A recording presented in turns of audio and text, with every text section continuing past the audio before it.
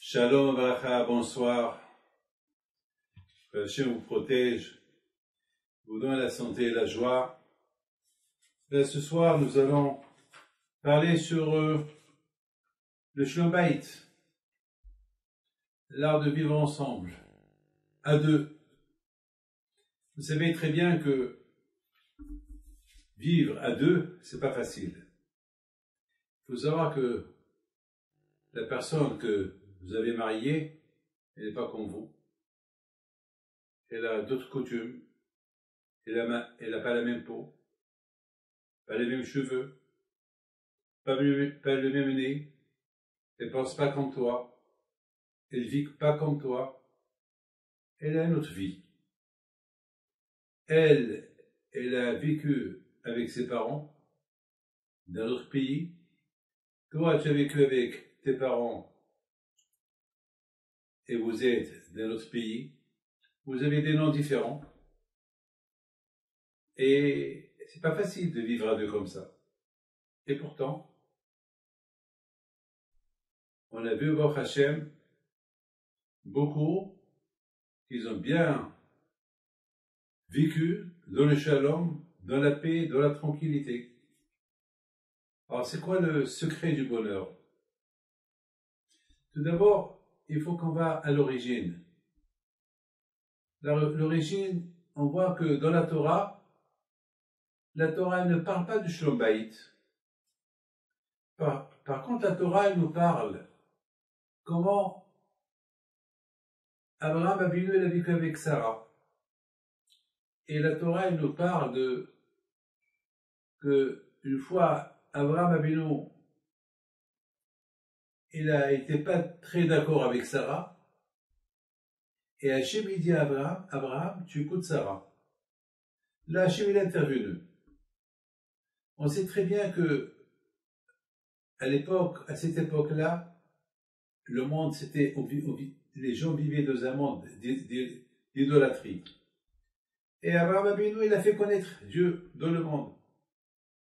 Abraham, il a converti les gens à croire en Dieu. Et Sarah Avinu, il a converti les femmes à croire en Dieu. Donc les deux, ils étaient d'accord en ce qui concerne comment faire connaître Hachem. Ils étaient ensemble. Mais maintenant, comment ils étaient les deux ensemble? Eh bien, c'est écrit dans la Torah que Sarah Avinu était toujours dans le Ohel, dans la tente.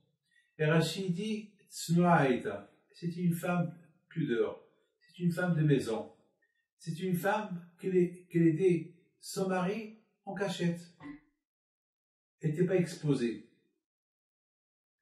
Et au moment que Sarah Imenu devait dire ce qu'elle pense,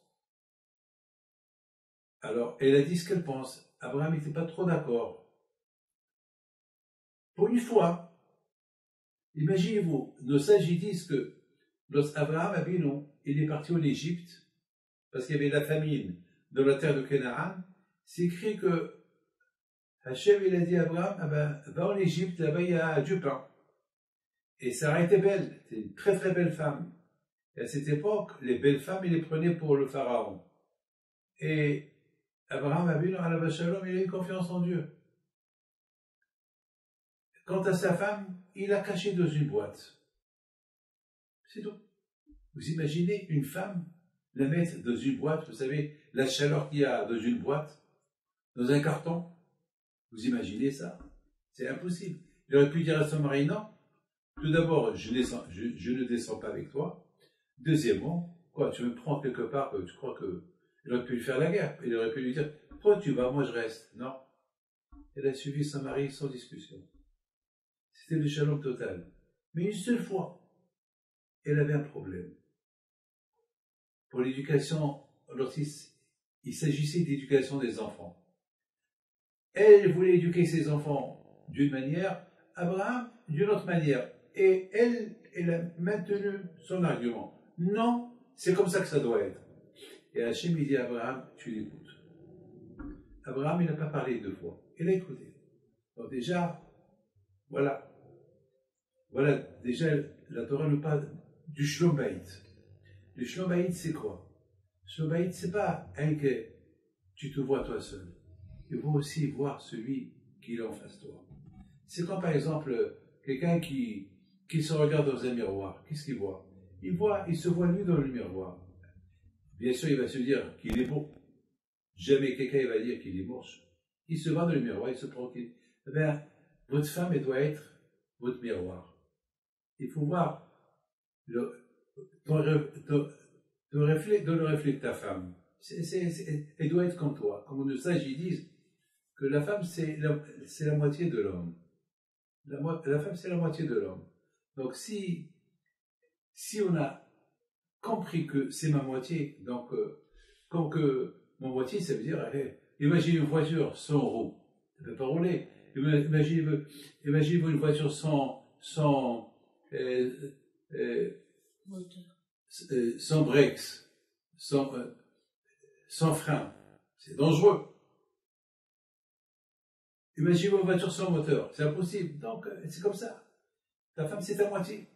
Sans elle, tu ne peux pas vivre. C'est comme ça qu'il faut voir les choses. Regardez Yitzhak Abino, comment il a vécu avec Rivka. Yitzhak Abino, pareil. C'est écrit dans la Torah que Yitzhak, il aimait Esav, et Rivka, elle aimait Yaakov. Mais au fond, les deux, ils aimaient les deux. Regardez, tout le temps, Yitzhak, il va consulter Rivka, sa femme. Et Rivka aussi, elle va consulter son mari. Regardez aussi, lorsqu'on parle de Yaakov Avinu. Au moment que Yaakov Avinu, il devait quitter son beau-père pour entrer dans la terre de Canaan, il a consulté ses femmes. Il n'a pas dit à ses femmes, il les a pas pris comme des, allez, vous me suivez. Non. Il les a consultés. Le moment est venu de partir, ils l'ont écouté. Et eux aussi, ils avaient un mot à dire. Ils auraient pu dire à Yaakov, non, on ne va pas. Ici, on est bien ici, on a 2 enfants, on va aller ici, on a tout le confort. Non, ils s'écoutent.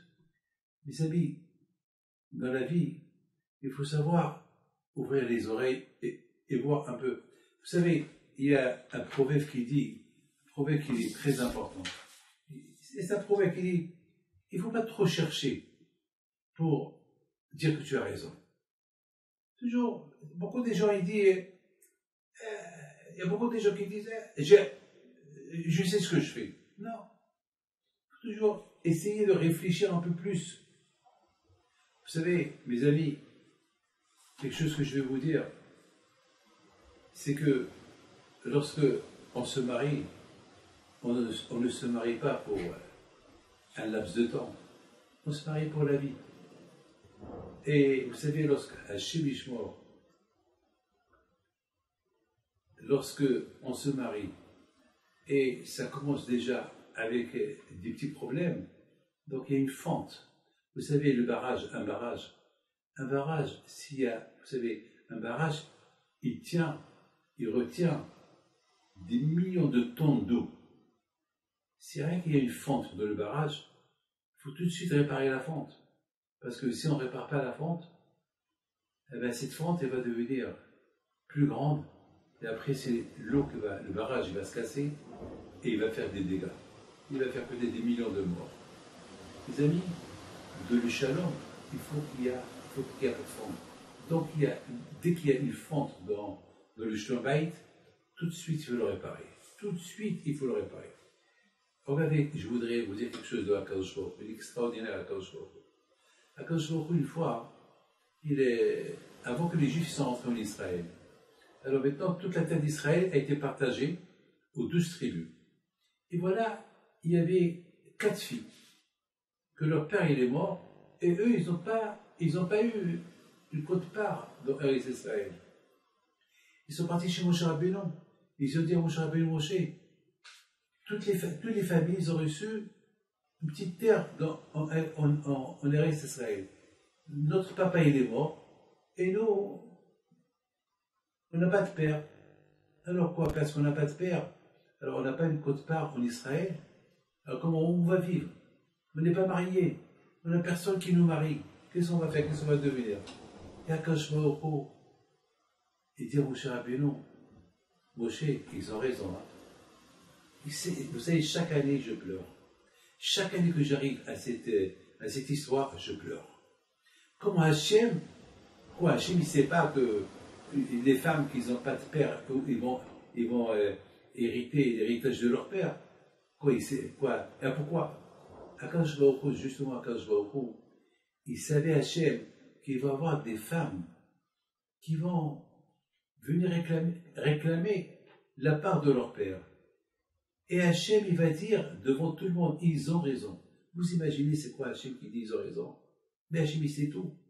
Et Hachem aurait pu dire, Moshe, dis-leur, je sais, ils vont avoir une partie de Israël. Mais Hachem, il dit, Ken Dovrot Bnot Slofhat. Oui, ils ont raison.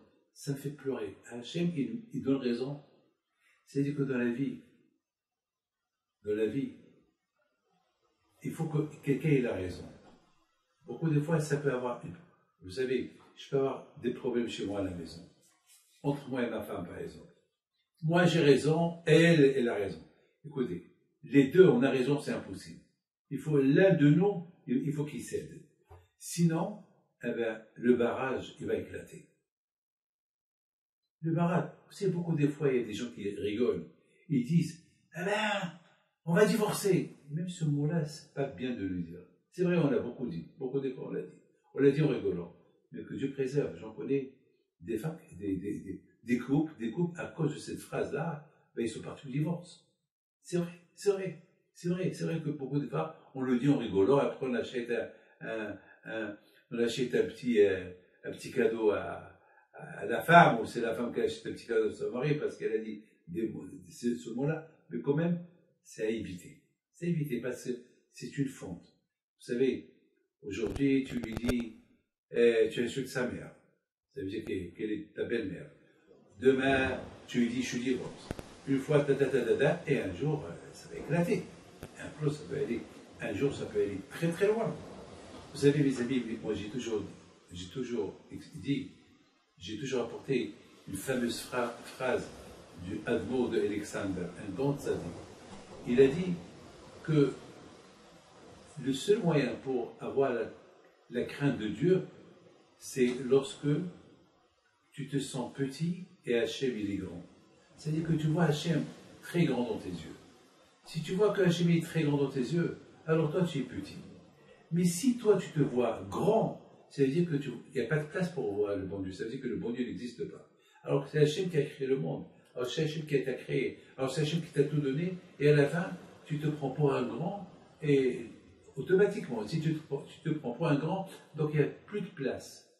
Il n'y a plus de place où mettre le bon Dieu dans ton cœur. Mais si toi tu te vois petit, alors là, il y a beaucoup de place. Donc le bon Dieu, il remplit le monde entier. J'ai toujours expliqué que on compare l'homme au ciel, la femme à la terre. Mais il faut savoir que le ciel sans la terre sans le ciel, ça ne vaut pas. Et ça ne peut pas. Chacun a besoin de l'autre. Ça veut dire, le ciel, il voit la terre, et la terre, elle voit le ciel. Donc c'est un vis-à-vis, tout le temps. Ben, mes amis, c'est comme ça. L'homme, toujours, il doit avoir son regard vers sa femme, et sa femme, toujours en général, toujours l'homme, il est grand de taille. En général, toujours l'homme, il est grand de taille.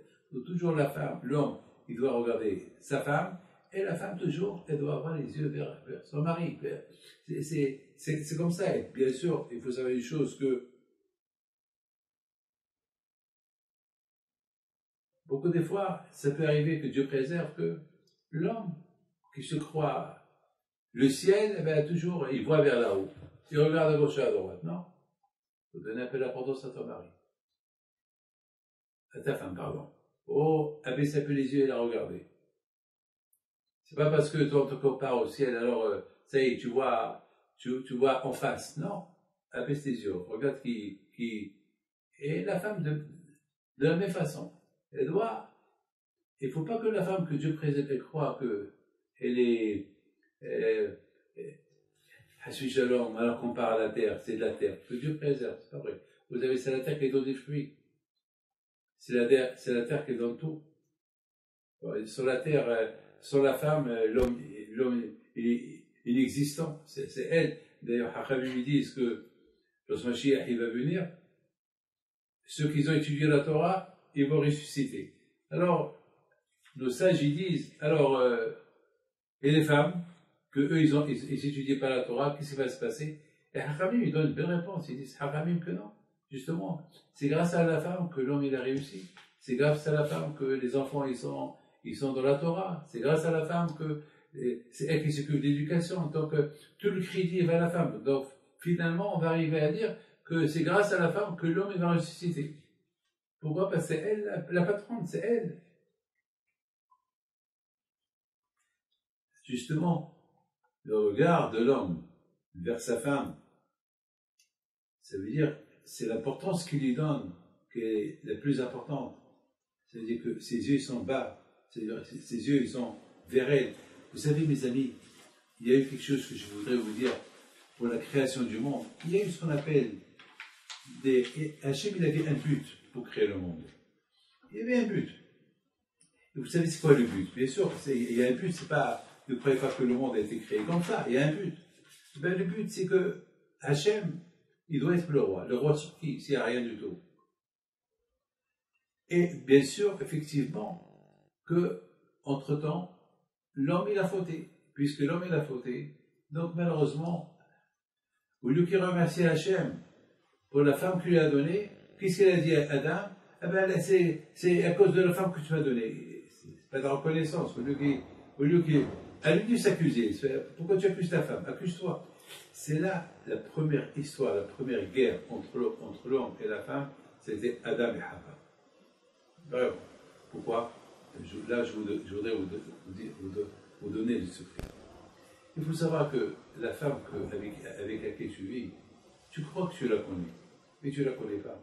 Ça prend beaucoup de temps pour la connaître. Ça prend beaucoup de temps. Vous savez, même avec tous les miracles que le Hachem il a fait au Bnei Israël en Égypte, et à la fin ils ont fait le veau d'or. Vous rendez compte? Vous imaginez avec tous les miracles, les 10 plaies, Hachem il a traversé de la mer, qu'ils ont traversé la mer, ils ont vu Paro qui a dit Hachem, il n'y a pas comme toi Hachem. Ils ont vu des miracles, ils ont reçu la Torah, les 10 commandements, et la manne, le manger du ciel qui descendait. Ils avaient de l'eau dans le désert, 40 ans dans le désert. Vous savez c'est quoi 40 ans dans le désert? C'est énorme, 40 ans dans le désert. Beaucoup des fois j'imagine, 1000 personnes qui traversent le désert, c'est un danger. Là, il y avait des millions de juifs pendant 40 ans dans le désert.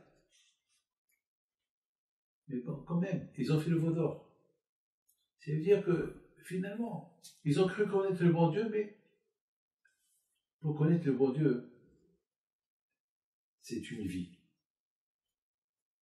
C'est une vie. Ça prend.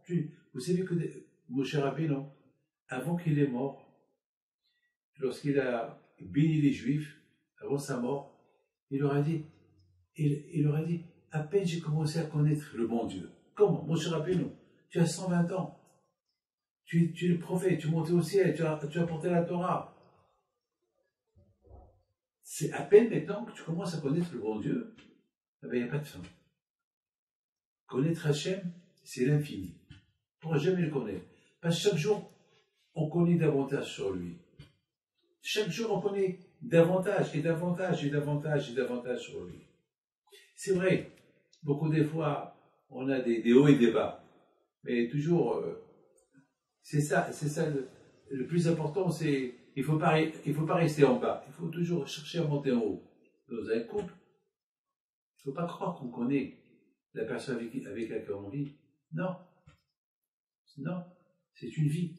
Pour la connaître, il faut une vie. Mais par contre, il y a une belle histoire que je vais vous raconter que j'ai écoutée hier. Hier, c'est un rabbin qui est venu chez moi hier. Il me l'a raconté. Il m'a dit qu'une fois, il était à l'enterrement de Rav Zalman Shlomo Auribach Alav Shalom. Il était à son enterrement et Vous savez que les Ashkenazim, avant, lorsque toute sa famille, il vient demander pardon au niftar, au défunt, pardon. En général, si c'est l'homme qui meurt, ben c'est la femme qui lui demande pardon. Pardon si je t'ai fait du mal pendant le laps de temps qu'on a vécu. Donc maintenant, c'est la rabbinite qui est morte. Donc maintenant, c'est Al-Vach al-Shalom qui l'approche vers sa femme. Il dit, bon, moi, ma chère rabbinite, je n'ai pas à te demander pardon parce que jamais on s'est disputé. C'est de la folie. Jamais on s'est disputé. Jamais on s'est disputé. Donc, je n'ai pas à te demander pardon. Toujours on a vécu bien, bien. Ça, c'est l'histoire qui m'a raconté hier, ce monsieur-là. C'est de la folie. Et moi aussi, je vais raconter une histoire que j'ai écoutée sur Shlomo Zalman Auerbach, alav shalom. J'ai écouté qu'une fois, il est sorti de la yeshiva, il arrive à sa maison, il y avait ses élèves avec lui, il a commencé à secouer un peu son manteau. Il a secoué son manteau. Alors, ils lui ont dit, mais pourquoi tu secoues ton manteau? Et là, tu rentres chez toi. On fait ça lorsqu'on rentre chez quelqu'un d'important, mais là, c'est chez toi, c'est ta femme. Pourquoi tu secoues ton manteau? Et il a pris son chapeau, il dit, ben, il y a Hachem. Il y a Hachem qui est chez moi. Hachem. C'est quoi Hachem? Ben, il y a ma femme. Quel rapport Hachem et ta femme? Eh ben, lorsqu'on vit en paix, Hachem était à la maison. Il y a le mot Ish, Isha.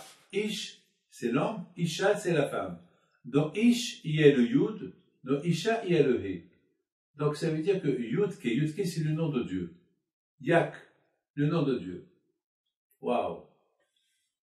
Et pourquoi ça veut dire que Hachem, il sait que l'homme et la femme, c'est impossible qu'ils peuvent vivre ensemble, parce que les deux, c'est deux mondes différents, c'est comme le ciel et la terre.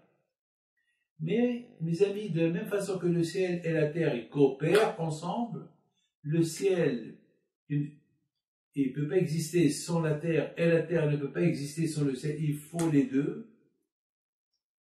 Donc, il faut les deux, comme ça, mes amis. C'est impossible que l'homme et la femme y vivent sans qu'il y ait Hachem au milieu. Hachem, c'est l'arbitre. Donc, le fait que moi, David Pinto, je sais que Hachem, le nom d'Hachem, qui est le Yud, et le Yud, c'est, avec le Yud, le ciel a été créé. Et la femme, c'est le He. Et la terre, elle a été créée avec la lettre He. C'est-à-dire que le ciel et la terre, ils ont été créés avec le nom de Dieu, Yud-Ke.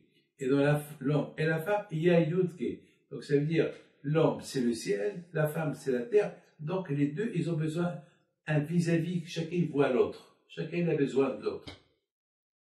Le ciel, il donne la pluie, et la terre, elle donne des fruits. Et c'est comme ça qu'ils vont cohabiter. Et lorsqu'il n'y a pas le shalom entre les deux, donc il y a la sécheresse que Dieu préserve, c'est la guerre, c'est le feu, et c'est tout. Donc mes amis, Rav Auerbach alav shalom, il a dit, chez moi à la maison il y a le nom de Dieu, il y a Hachem. Alors pour Hachem, je rentre, je suis propre.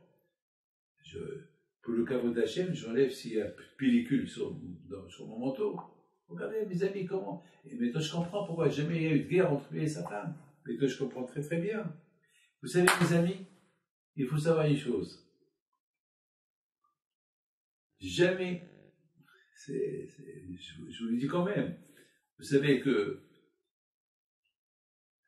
combien il faut faire beaucoup attention. Les phrases qui sortent de la bouche. Vous savez, lorsque que Dieu préserve, il y a des mots à ne pas dire qui se disent chez un couple, il faut tout de suite les réparer. Il faut tout de suite les réparer. Il faut tout de suite, parce que des mots mal placés, ça écarte l'amour entre l'homme et sa femme. Même qu'ils vont faire la paix. Mais il y a des phrases qui ne vont jamais être oubliées. Ça fait 41 ans de mariage. que je suis marié avec ma femme. 41 ans. Écoutez, il y a eu des hauts et des bas. Mais bon, Hachem, on a passé le cap. 41, c'est pas mal. Vous savez, moi, j'en ai vu des gens qui ont divorcé après 50 ans de mariage. Vous savez, il y avait une femme qui avait 91 ans. Vous savez, c'est quoi 91 ans? Une vieille femme de Bnei Brak. Elle a été au Bédine, elle veut divorcer son mari. Les rabbins, ils n'ont rien compris. Ils ont vu une femme, une vieille femme. Elle n'a pas de dents. Elle est mskina, maouza, elle est toute... elle est une vieille femme qui vient, ah non, t'inquiète, je veux divorcer mon mari. Et son mari lui dit, non, Annie ne était larguette, moi je ne dois pas le guette. J'ai deux vieux. Alors maintenant, à un moment donné, le mari dit, ah, Drotsaguette, tu veux que je te donne le divorce? Ah ben, je vais te le donner. Alors donne-le-moi. Il lui dit, non, je vais te punir. Je ne veux pas te le donner, je vais te punir. Alors les rabbins, ils lui ont dit, quelle punition tu es en train de la punir? Il dit, comme ça, si je meurs, il est obligé de faire le deuil pour moi. Vous savez, tant qu'ils sont mariés, il est obligé de faire le deuil sur son mari, même si elle l'aime pas. Mais s'il divorce, il n'y a pas de deuil, vous savez, ils sont le guette. C'est de la folie. Les rabbins, ils éclatent, ils ont commencé à rigoler.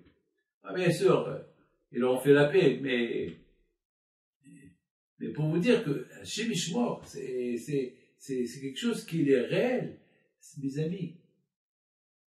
Connaître ta femme, c'est l'infini. Connaître ton mari, c'est l'infini. Vous êtes deux mondes différents. Mais on apprend. On apprend. Une fois, j'ai dit à ma belle-mère une phrase, il y a 41 ans, je crois, à la naissance de mon fils Rabbi Raphaël, je me rappelle, c'était Zechona Ebracha, c'était mon père qui était le Sandak, et ma mère était là, et c'était ma belle-mère qui devait apporter le bébé. Et ma mère lui a pris le bébé, c'est passé coutume, il y a des coutumes, il y a des coutumes chez Marocains, il y a des coutumes chez les Algériens, il y a des coutumes chez les Tunisiens. Donc il s'est passé que, bon, bien sûr, la pauvre, ma belle-mère, elle avait, bon, était un peu vexée, mais elle respecte mon père, elle n'a rien dit.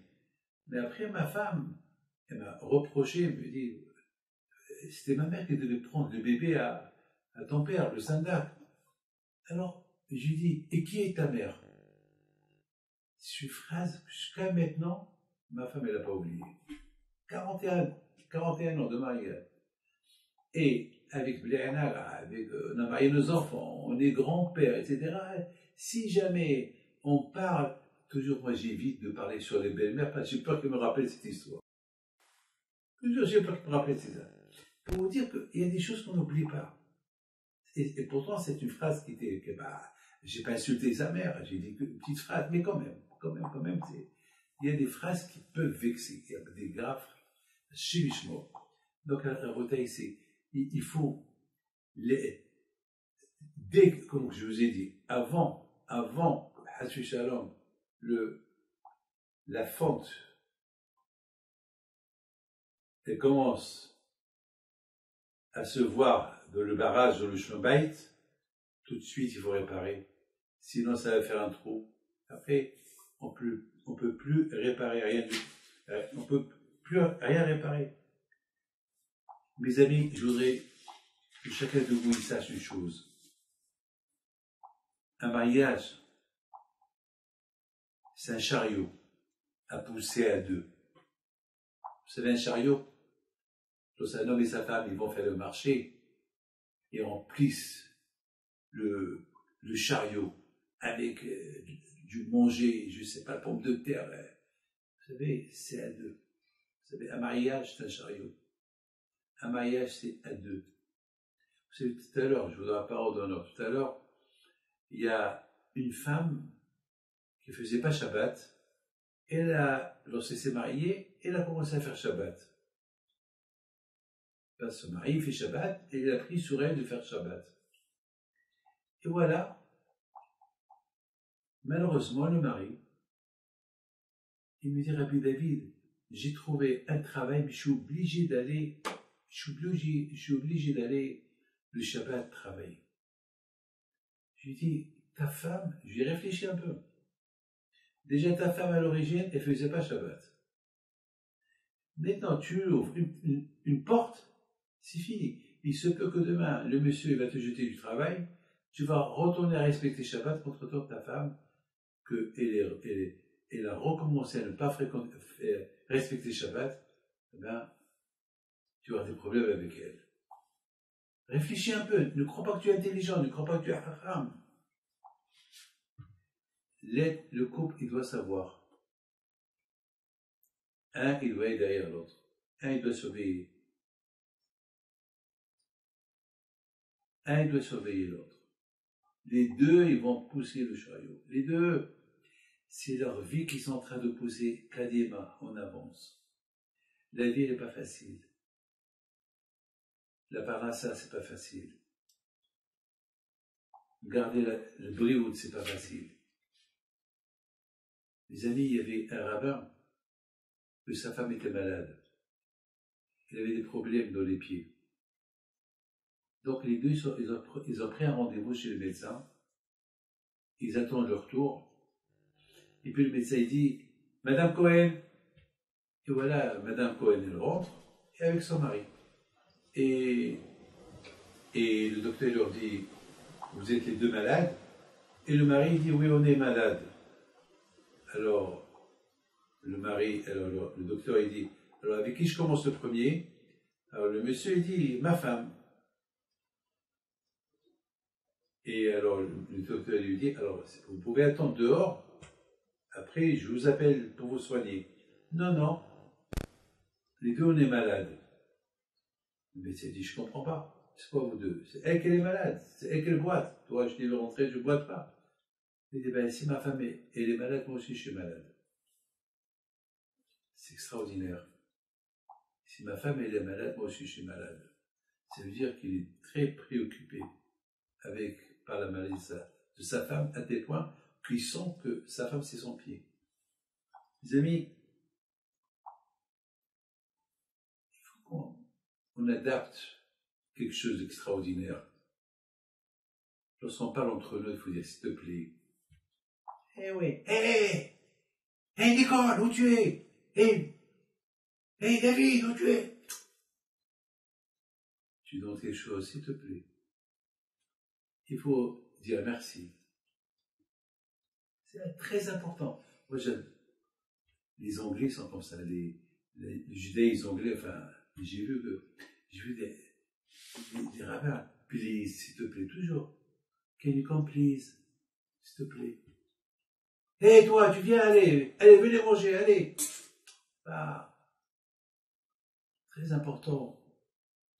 Parlez doucement. C'est ça qui fait le Shulbaït. C'est une coopération, c'est une association entre l'homme et la femme à vie. Chacun remplit son rôle. Il y a le Rambam qui dit, il ne faut pas que l'homme rentre dans le rôle de la femme, ou la femme elle rentre dans le rôle de l'homme. C'est pas beau. On sait très bien que la femme, elle a des rôles. Elle s'occupe de ses enfants, et surtout la femme d'aujourd'hui, surtout aujourd'hui, les femmes, ils travaillent aujourd'hui, la vie est tellement chère que la parassa qu'il apporte l'homme n'est pas assez. Il faut que sa femme l'aide. Alors, il faut que l'homme apprécie. Il faut qu'il dise à sa femme, merci beaucoup ma femme. C'est important, c'est très important. Il ne faut pas. C'est vrai, beaucoup des fois, l'homme, il va dire, oui, ben, t'es fait. Ben, le bon Dieu t'a fait pour être dans la cuisine. C'est pas vrai. C'est pas vrai. Il n'est pas obligé. Surtout si elle travaille. Elle n'est pas obligée. Elle n'est pas obligée. Il faut sentir qu'il te fait un service. Et la femme aussi, il faut qu'elle sente que son mari lui fait un service. Si on se sent qu'on se fait des services, alors on vit avec l'un, il vit avec le service de l'autre. Et c'est ça le Shalom Bayit. C'est ça l'art de vivre à deux. C'est-à-dire, moi c'est toi, toi c'est moi. C'est pas toi c'est toi, moi c'est moi. Moi j'ai mon compte en banque et toi tu as ton compte en banque. On ne rentre pas dans mes affaires, moi je ne rentre pas dans tes affaires. Mon père il avait une boîte. Il cachait son argent. Et c'était ma mère qui connaissait la cachette de la boîte. Et c'était ma mère qui prenait ce qu'elle voulait de la boîte. Jamais mon père n'a demandé des calculs à ma mère. C'est comme ça, mes amis. C'est comme ça. La femme, elle doit être coquette pour son mari. La façon comment elle s'habille. Pour ne pas qu'il regarde d'autres femmes. Et à l'homme, de dire à sa femme, je t'aime, tu es ma vie. Et pourquoi pas? Il n'y a rien de grave. Oui, la femme, elle a besoin d'entendre des paroles comme ça de son mari. Elle a besoin. Oui, elle a besoin. Et l'homme aussi, il a besoin de l'attention de sa femme. Vous savez, mes amis, je voudrais vous dire quelque chose de magnifique. Vous savez qu'il y avait un couple qui sont partis chez un rabbin et bon, ils sont venus chez moi. Allez, voilà, je vous raconte. De toute façon, personne ne pourra savoir qui est-ce. Et voilà, le monsieur, il me dit, Rabbi David, je vous connais depuis longtemps, je suis un donateur, papa, il a commencé à se gonfler, et je regarde, et je vois sa femme qui n'était pas très contente de la façon dont il me parlait. Il me dit, Rabbi David, vous savez, à part que je travaille du matin au soir, et je travaille comme un chien, j'achète des bijoux à ma femme, et toujours la maison, elle est sale, c'est moi qui fais fafa, les spongeards, et c'est moi, et c'est moi, et c'est moi, et c'est moi, et c'est moi. Et c'est moi qui cuisine, c'est moi qui fais les dafina, et c'est moi, et c'est moi, et c'est moi. Et en plus, elle me dit jamais merci. Toujours les méchantes avec moi. Et il l'a bombardé. Moi, j'attendais avec impatience qu'est-ce que la femme va dire. Je m'attendais à ce que la femme va dire. Non, c'est pas vrai. Tu as mon peur, papa. Et voilà, la femme, elle me regarde. Elle me dit, Rabbi David, je lui ai pas demandé de faire shpanja. Je lui ai pas demandé de faire sa pierre. Je lui ai pas demandé de m'acheter des bijoux. Je lui ai pas demandé de me faire à manger à la maison. Je lui ai pas demandé d'arranger la maison. Je lui ai pas dit, j'ai rien demandé. Je lui ai pas demandé de me prendre. Tout ce que je demande, qu'il soit sage. Tout le temps, il se plaint. Ouais, la maison. Il m'a pris ma place de rôle de femme. Depuis mon mariage, il veut tout faire. Je n'ai pas demandé de me faire tout. Il m'a enlevé le rôle. Alors, je suis inexistante à la maison. Il m'a enlevé mes rôles. C'est vrai. Tout ce qu'il a dit, c'est vrai, il le fait. Mais ça ne me plaît pas. Je suis une femme, je suis éduquée. Je suis une femme pour faire ce que je dois faire. Il ne me laisse pas. Non, repose-toi. Alors, je suis devenue fainéante. À qui on donne raison? Ben, j'ai donné raison à la femme. Ben oui, j'ai donné raison à la femme. Mes amis, la femme, elle a son rôle, l'homme, il a son rôle. Le rabbin me dit, la femme, Hachem, il a fait qu'elle doit se maquiller, s'habiller. Hachem, il a fait à ce que la femme, elle cherche des vêtements. On n'a pas vu les hommes qui se maquillent. On n'a pas vu les hommes... non, on a vu ça que chez les femmes. Parce qu'Hachem, il a fait que, comme ça, la femme, elle doit être. Qu'elle soit coquette, qu'elle soit belle, pour son mari, pour ses enfants. Hachem, il a fait... comme ça, Akash Baruch Hu, il a créé la femme pour que son mari la désire, pour que son mari, il l'aime, pour que son mari lui dise « je t'aime », pour que son mari soit sage avec elle. C'est comme ça que Hachem, il a créé la femme. Parce qu'une fois que la femme, elle a fauté avec le fruit qu'il a donné à son mari, donc Akash Baruch Hu, il a fait que le mari s'est éloigné de la femme. Alors Akash Baruch Hu, il a fait pour que le mari, que Adam, il se rapproche de sa femme. Alors elle, déjà, elle se sentait coupable. Maintenant, au mari d'essayer d'éteindre un peu ce qui s'est passé entre Adam et Hava. Non, pour qu'il fasse la paix les deux, parce que Adam, 100%, il en voulait à Hava. C'est à cause de toi que je vais mourir. C'est toi qui m'as poussé à manger l'arbre, le fruit interdit. Donc, il en voulait à sa femme. Alors Hachem, qu'est-ce qu'il va faire pour qu'il y ait le Shlom Bayit? Alors Hachem, il a fait à ce que la femme, elle va être nida. Alors l'homme, il ne peut pas la toucher pendant un laps de temps. Elle va lui manquer. Et Hachem, il a fait que la femme, elle va être méthode désirable vis-à-vis de son mari. Elle va aller tchoukater, comme la Torah dit. Hachem, il a fait le premier Shlom Bayit entre Adam et Hava. Donc le premier Shlom Bayit, la première guerre de l'humanité entre couples, c'était Adam et Hava. Et le premier Shlom Bayit, c'était Adam et Hava. Et je termine avec une chose qui est très importante pour vous de savoir. Le Shlom Bayit, c'est comme Naaseh V'Nishma. Dans Hachem, il a donné la Torah, il a proposé la Torah, ils ont dit on fait et on écoute. En général, on écoute, après on fait. Là, ils ont dit on fait et on écoute. Mes amis, mettez ça dans la tête. Le Shlom Bayit, vivre ensemble, vivre bien en couple. L'art de vivre à deux bien, c'est l'homme. Il dit quelque chose. Avant qu'il termine sa phrase, la femme elle dit oui, oui mon chéri, oui pourquoi pas. Et l'homme aussi, sa femme il lui propose quelque chose, il lui demande quelque chose. Avant, là c'est, je fais. Mais c'est dur. Attends, écoute déjà qu'est-ce qu'il veut. Écoute qu'est-ce qu'elle veut. Non, dis je fais. Je fais. Et le fait que la femme te demande quelque chose d'impossible à faire, elle veut savoir si tu peux ou tu peux pas. Et toi déjà tu dis oui, je fais. Alors déjà, elle va être très heureuse. Elle va être beaucoup amoureuse de son mari. Qu'on la cave de mon mari. Avant que je lui demande de m'apporter quelque chose, déjà il était prêt à la faire. Ben mes amis, c'est ça.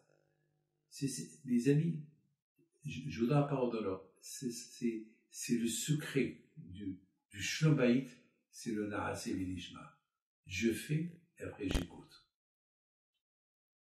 En général, on ne parle pas ici des gens suicidaires qui va te dire suicide-toi, tue-toi, pour que toi tu dis je fais après j'écoute. Non, ici on parle des gens normaux. Alors mes amis, si Dieu veut, faites attention avec le corona, il y a des milliers de cas de beaucoup de malades. Ça commence à devenir un peu. Ici en Israël, dans le monde, il y a beaucoup de jeunes, beaucoup d'enfants qui sont gravement malades. Donc mes amis, je vous en prie, faites attention, faites beaucoup attention. Comme cette semaine, je me suis énervé cette semaine sur quelqu'un qui est venu me voir et qu'il avait le corona.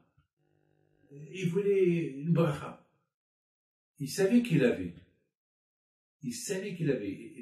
Il n'a pas été faire le test. Il savait qu'il avait. Alors, c'est après, une fois qu'il est venu chez moi, il m'appelle pour me dire, Rabbi David, je me sens pas bien, une bracha. Je lui dis, mais attends, mais tu étais chez moi avant-hier. Il me dit, oui, je savais pas. Je dis, non, ne me dis pas que tu savais pas, parce que lorsque je t'ai rencontré, tu toussais, tu avais une sale tête, donc tu savais. J'ai voulu me mettre en danger. Ta parente, pas que moi, enfin, tout le monde. Les amis, faites attention. Alors maintenant, on a le privilège d'aller en Tunisie. Ce cours de Torah pour la Refoua Shelema de Kochava Bat-Fotene, que je vais voir Refoua Shelema et tous ceux qui sont malades. Mais on va aller en Tunisie, en direct, Pidirine, Behaïm, Taïb, Lomet, Alav Shalom, Zichuto, Tagen Aleno. Bien sûr, à côté de lui, il y a beaucoup de tzadikim qui sont enterrés. Mes amis, voilà, vous avez le zichut d'être ici, en Tunisie. Vous êtes en direct, en train de pèleriner les grands tzadikim. l'un des grands tzadikim de Tunisie, Haïm Taïb Lomet. Alors vous savez que la raison pourquoi, vous savez que lui, il a écrit des livres, mais malheureusement tous ces livres-là, ils ont été brûlés. Et c'est la raison pourquoi il buvait beaucoup la boucha. Et c'est ce que je vais vous raconter, il était très connu dans la Kabbalah Ma'asit. C'est écrit sur sa tombe qu'il était un Mekoubal et c'était de la folie. On raconte sur lui que une fois, voilà, regardez ce qu'on a écrit sur lui, Moreno Verabeno,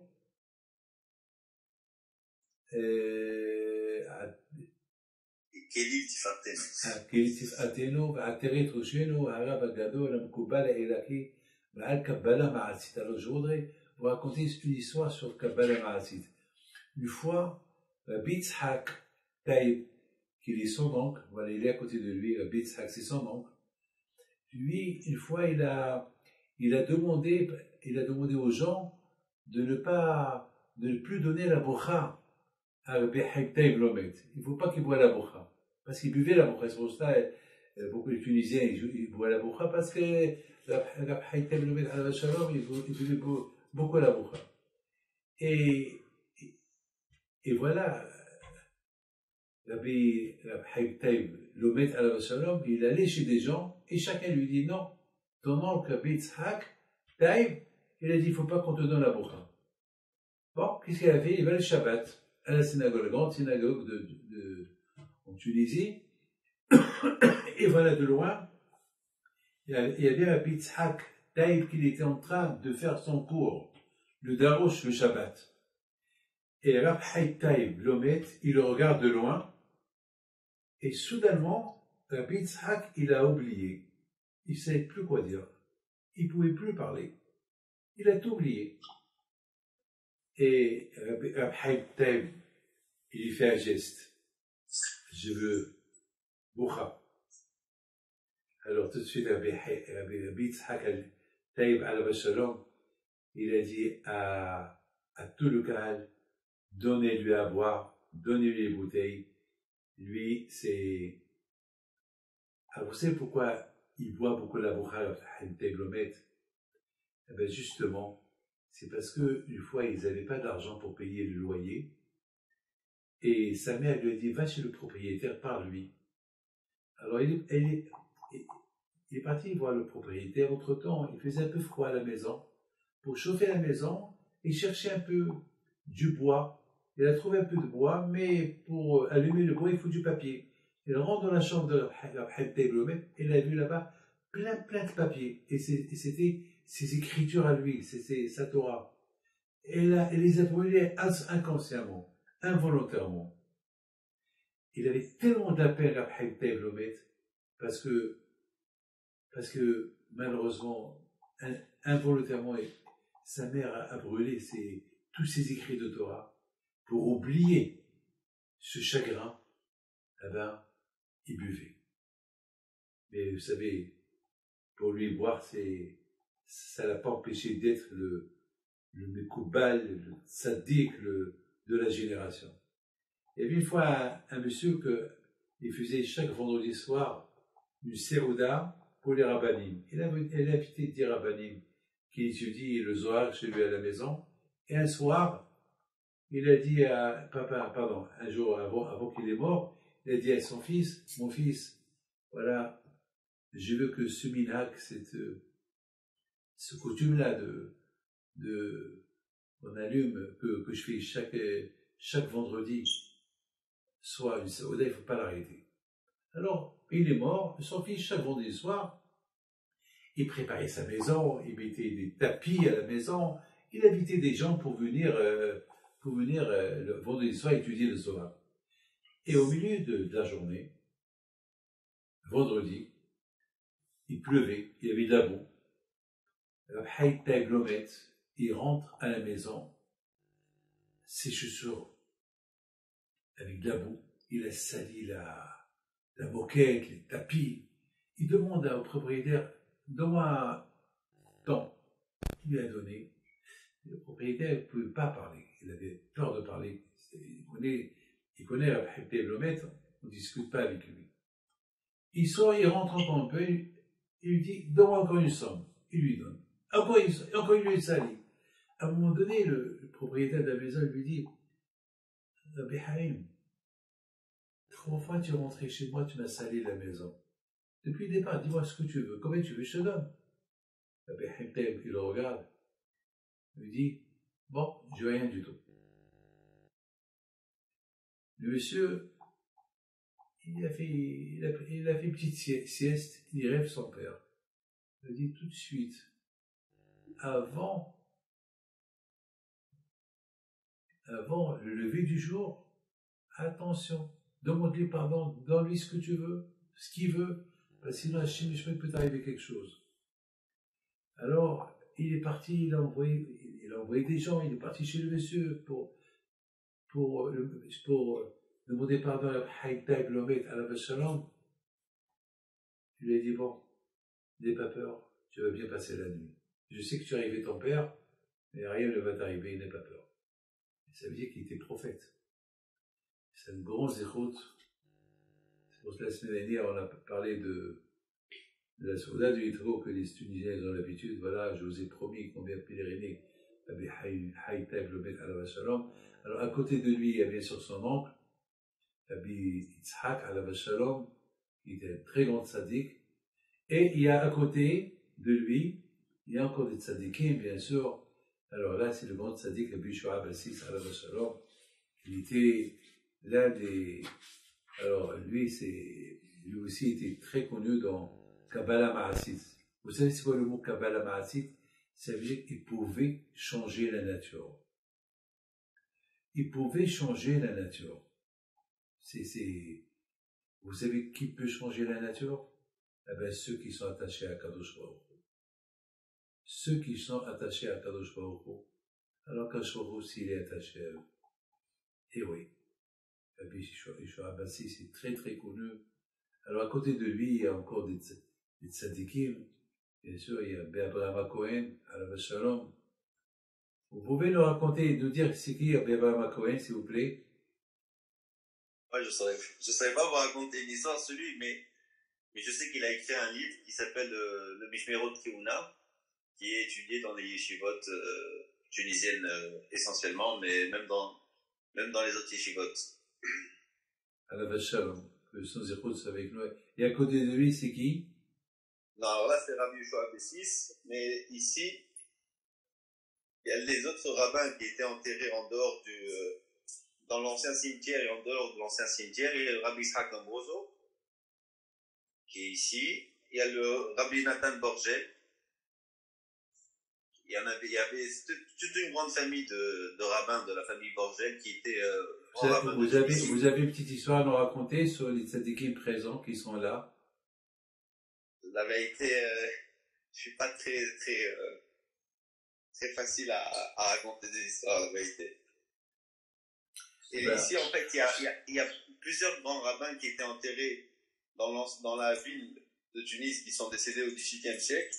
Et quand l'ancien cimetière a été détruit, ils les ont transférés ici. Donc, parfois, on a des tombes où il y a plusieurs personnes qui sont enterrées parce qu'ils ont ramassé des petits sachets, donc, quand ils ont retourné la terre. Donc ici, par exemple, vous avez 4 ou 5 rabbins qui sont enterrés, ils ont fait une plaque commune, ici et ici. Wow. Tous les rabbins importants qui étaient du 18e, 19e siècle. Ici aussi, il y en a 2 autres. Donc là, c'est Rabbi Eliaou Kabizon. Et ici, il y a Rabbi Baba Cohen, qui était appelé Baba Rabbi. Wow. Alors, il y a, je crois, l'année dernière, il y avait un jeune homme qui nous a fait pèleriner les tzadikim qui n'étaient pas mariés. Et on lui a souhaité un beau mazal, il paraît qu'il s'est marié, c'est vrai? Non, c'est moi-même. Ah, c'est vous-même, oh là là, vous n'êtes pas marié encore? Pas encore. Oh non. Alors qui s'est marié? On nous a dit il y a quelqu'un, alors peut-être pas, c'est pas ici. Alors, il y a eu un très beau mariage à Tunis récemment. C'est très rare les mariages à Tunis, puisqu'on est une petite communauté. Mais il y a eu un très beau mariage au mois de novembre qui a fait beaucoup de joie à la communauté, en fait. Alors peut-être c'est, alors Alors, c'était peut-être de lui, on nous a parlé. Alors, ben, Hachem, quant à vous, que Akash Baruch Hu, est-ce que vous priez? Oui, oui. Eh bien, il faut prier. Prier maintenant, ben voilà, maintenant on est sur ce tzaddik-là. Moi, je sais une chose, je vous la raconte. Il y avait une fille, elle était la petite fille de Rab Haim Taib Lomet. C'est sa petite fille. Cette histoire, elle s'est passée il y a à peu près 35 ans. 30 ans, 35 ans. Et elle est venue là, jamais j'oublierai, il y a toujours le Magen David. Elle avait une photo, elle a pris, c'est quelqu'un qu'à l'époque, il n'y avait pas les téléphones, ce qu'il y a aujourd'hui, mais elle a pris une photo, quelqu'un lui a pris une photo à côté de la tombe de Rab Haim Taib Lomet, et lorsqu'elle a développé la photo était développée mais à l'envers. C'est pas possible. Parce que toutes les photos qu'elle a développées, ils étaient des photos normales, mais cette photo-là, elle était à l'envers. Ça veut dire que sa tête était en bas et le cou en haut. Elle a eu peur. Elle voit le nom de la tombe de Rabbi Haim Taib Lomet, mais sa photo à elle, sa tête était à l'envers. Donc la pauvre, elle est venue chez moi, elle tremblait. Et j'ai posé une seule question. Est-ce que tu respectes le mikvé? Elle m'a dit, elle m'a pas répondu, elle m'a dit, c'est pas moi, parfois c'est mon mari, papa. Je lui ai dit, ton grand-père n'est pas content de toi. Maintenant, commence à respecter le mikvé, va pèleriner ton grand-père une autre fois, et prends des photos, on va voir. Elle est revenue, et son mari, bien sûr, il a eu peur, elle est revenue parce qu'elle a vu la photo, c'était pas normal, et elle est venue avec son mari, ils ont, avec la même appareil à photo, il a pris des photos, et les mêmes photos qu'il a prises la première fois, les photos sont sorties normales. Ça veut dire, mes amis, on peut dire que Rabbi Haim Taib Lomet, il n'est pas mort. Il surveille. Donc moi je pense que hier à Sand, que Bisrout ce tzaddik-là, Kadosh Baruch Hu, il protège toute la communauté, il protège le pays de la Tunisie, nos frères tunisiens, parce que quand même, la façon comment ils protègent les cimetières juifs en Tunisie, alors que le bon Dieu apporte la paix, le shalom, les nératzon. Et quant à vous, mon cher ami, je peux vous voir? Oui. Alors, attends, je vais changer la caméra. Alors, voilà. Allez, que je vous protège. Ça va, vous allez bien? Vous habitez à Tunis? Non, je vais voir mes parents à Tunis. Moi, j'habite à Marseille. Ah, vous habitez à Marseille. Que le bon Dieu vous protège, vous donne la santé. Et si Dieu veut que le jeune homme là-bas, quel est votre prénom? Moshe Ben Mordechai. Non, Ben Mordechai. Quand je peux vous donner un bon mazal, et que Hachem vous donne bracha, betzlaha. Et merci de votre gentillesse de nous. Avec plaisir. Grâce à vous, on a pèleriné le tzaddik et le tzaddikim. Et que Hachem il protège toute la communauté, tous ceux qui sont en train de voir. Il y a des milliers qui voient ce pèlerinage, ce secours. On a parlé ce soir du Shlom Bayit. Alors, ben, Hachem, que Hachem te donne une bonne femme et tu vivras avec dans le Shalom Keneratson. Amen. Voilà. Merci. Alors, une seconde. Oui, je peux voir la tombe, comme ça je fais une vraie fois au public. Tout de suite. מי שברך אבותינו אברהם יצחק ויעקב משה והרים דוד שלמה בחזקאל, הקהל הקדוש הזה עם גדולים וקטנים הם בניהם שידם מהקהל יברך אותם עליה הקדוש ברוך הוא משרות ליבם וטובה יבטא מעליהם כל גזרות קשות ורעות ויגזור עליהם גזרות טובות השם יעזרם עד יבא כבוד שמו ברכה והצלחה בכל מעשי ידיהם ויתמלא עליהם רחמים וכן ירצו למען הקדוש ברוך הוא ישמור את הקהילה הקדושה של טוניסיה וג'רבה וכל החינוך בית ישראל בכל מקום שהם, וכן יהי רצון ונאמר אמן. Merci beaucoup, Moshe. À très bientôt, que je vous protège. Je vous donne la santé. Merci. Merci, Shabbat Shalom. Au revoir. Shabbat Shalom. Au revoir.